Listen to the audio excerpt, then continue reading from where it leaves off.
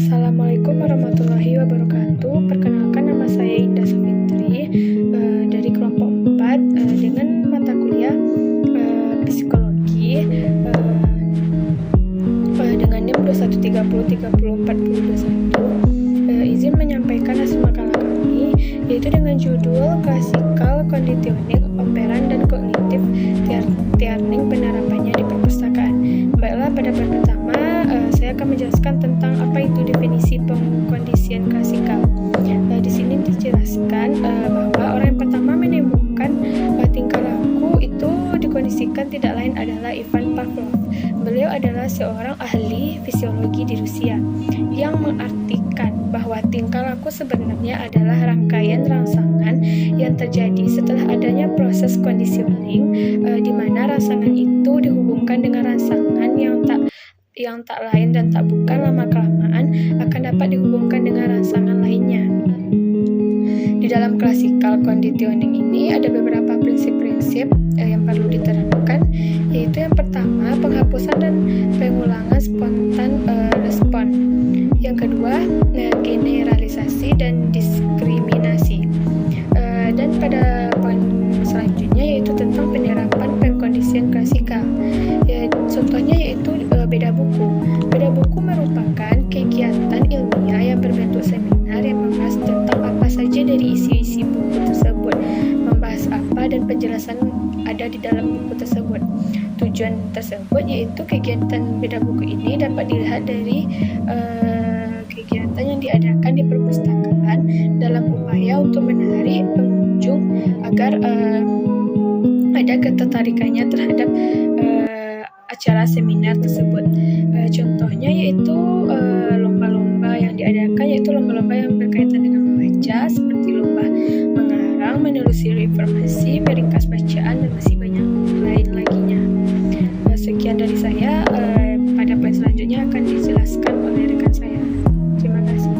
Baiklah, saya akan melanjutkan poin B, yaitu pengkondisian operan atau operan cognitive.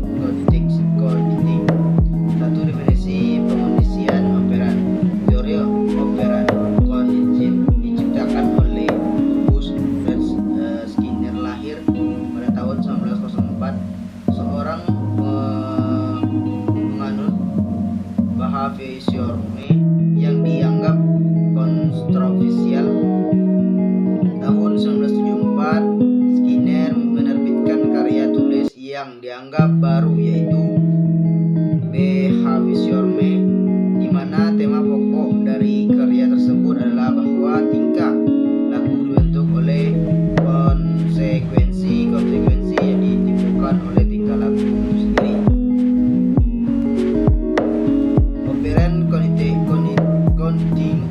atau pengkondisian operan adalah suatu proses penguatan perilaku operan atau penguatan positif atau negatif yang dapat mengakibatkan perilaku tersebut dapat berulang kembali atau menghilang sesuai dengan keinginan. Pendapatnya dengan memasukkan unsur penguatan ke dalam hukum akibat, yakni perilaku yang dapat menguatkan cenderung diulangi kemunculannya, sedangkan perilaku yang tidak dapat menguatkan cenderung untuk menghilangkan atau terhapus. Oleh karena itu, Skinner dianggap sebagai bapak operan condition. A. Response dan response, yaitu response yang ditimbulkan oleh perangsang tertentu dan respon tersebut secara relatif tetap. B. Operant response atau instrumental response, yaitu respon yang timbul dan berkembang diikuti oleh perangsang tertentu. A. Menekankan pada tingkah laku yang termati. B. Manusia dibentuk oleh lingkungan. Ia lahir dengan potensi yang bisa dikembangkan ke arah mana saja. C. Pada prinsipnya manusia bukanlah organisme yang pasif, tetapi ia aktif mencari akibat-akibat konsekuensi. Ia menyenangkan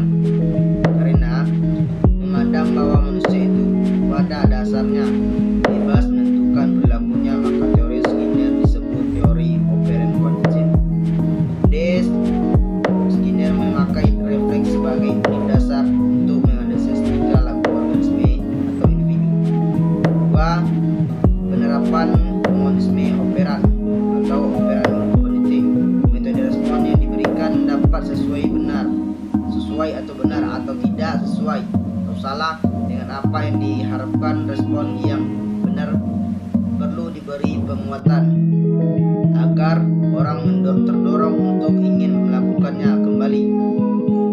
1. Petugas perpustakaan. Adapun bagian pengurus perpustakaan harus membuat jadwal dan kegiatan selama siswa berada di dalam perpustakaan. Adapun program-program yang dibuat antara lain: 1. Petugas perpustakaan mengidentifikasi jumlah kelas di sekolah tersebut. Dari 1 dapat diatur penjadwalannya untuk mengunjungi perpustakaan. 2. Kelas mengunjungi perpustakaan disesuai dengan daya tampung perpustakaan tersebut. 3. Perpustakaan bekerja sama dengan guru untuk membuat jadwal siswa berkunjung ke perpustakaan sehingga waktu berkunjung dapat disesuaikan dengan waktu belajar kelas. 4. Siswa diberi tugas untuk tema-tema tertentu untuk menghindari kegiatan-kegiatan di luar membaca seperti mengobrol, berbuat gaduh, dan lain-lain.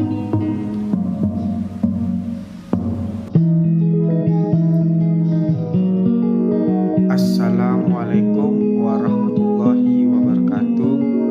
Saya akan melanjutkan materi dari kelompok saya, yaitu C. Belajar kognitif atau cognitive learning. 1. Definisi belajar kognitif atau cognitive learning. Definisi kognitif berasal dari kata cognition yang mempunyai bersamaan dengan knowing, yang berarti mengetahui. Dalam arti luas,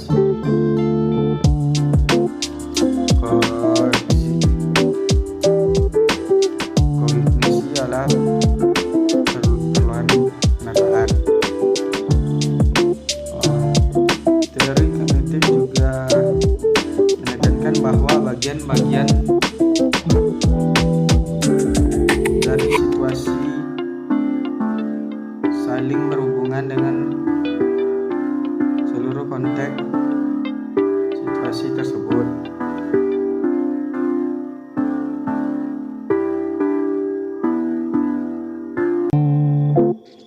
Bagi kognitivisme, belajar merupakan interaksi antara individu dan lingkungan, dan hal ini terjadi terus-menerus sepanjang hayatnya. Kognisi adalah suatu perabot dalam benak kita yang merupakan pusat bergerak berbagai kegiatan kita, mengenali lingkungan, melihat berbagai masalah, mencari informasi baru, menarik kesimpulan, dan sebagainya. Ada 3 jenis kognitif, yaitu antara lain: A. Teori berharap observasi atau observasi learning. Teori berbagi pada observasi, yaitu perhatian, penyimpanan, motor reproduction, dan reinforcement. B. Insight learning. C. Latent learning. Latent learning artinya menguji. Latent learning proses belajar yang tidak langsung mewujudkan tingkah laku yang nyata sebagai hasil belajar sampai kondisi atau situasi tertentu terjadi. Prinsip-prinsip umum pada belajar kognitif yaitu: seseorang dapat belajar dengan mengobservasi tingkah laku model. 2. Belajar dapat terjadi tanpa perubahan yang ada di perilaku. 3. Belajar dapat terjadi dengan memberikan kesempatan kepada individu. 4. Kognitif memainkan peran yang penting dalam belajar. 2. Penerapan belajar kognitif atau cognitive learning. Pustakawan adalah seorang model yang tingkah lakunya diobservasi dan ditiru oleh pemakai perpustakaan. Hal ini yang harus dicamkan dalam hati setiap pustakawan yang ingin mengaplikasikan teori belajar observasi. Ketika mendesain di perpustakaan, maka pustakawan hendaklah memberikan contoh dan bukan hanya instruksi. Sekian yang dilakukan oleh